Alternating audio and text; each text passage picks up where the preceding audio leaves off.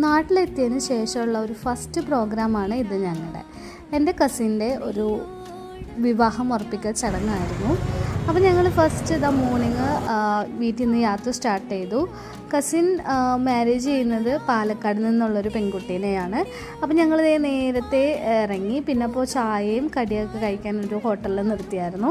അങ്ങനെ ബ്രേക്ക്ഫാസ്റ്റൊക്കെ കഴിച്ചതിന് ശേഷം ഞങ്ങൾ പാലക്കാടുള്ള പെൺകുട്ടിയുടെ വീട്ടിലെത്തിയായിരുന്നു.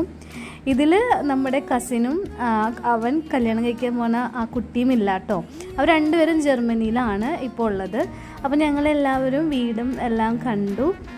അങ്ങനത്തെ ഫുഡ് കഴിക്കാൻ നല്ലൊരു അടിപൊളി ബിരിയാണിയും ചിക്കൻ ഫ്രൈയും പിന്നെ ഒരു ഐസ്ക്രീമൊക്കെ കഴിച്ചതിന് ശേഷം ഇറങ്ങിയപ്പോഴാണ് അവിടുത്തെ അമ്മയുടെ, അതായത് കുട്ടിയുടെ അമ്മയുടെ ഒരു ബർത്ത്ഡേ പരിപാടി ഉണ്ടായത്.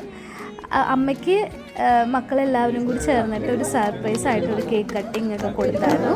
അങ്ങനെ അതെല്ലാം സെലിബ്രേറ്റ് ചെയ്യുന്നതിന് ശേഷമാണ് ഞങ്ങൾ അവിടെ